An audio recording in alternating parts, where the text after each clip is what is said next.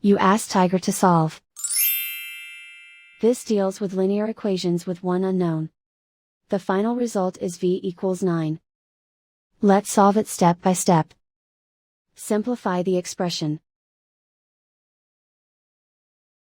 Swap sides. Isolate the v. Multiply both sides by 9. Group like terms. Multiply the coefficients. Simplify the fraction. Remove the ones.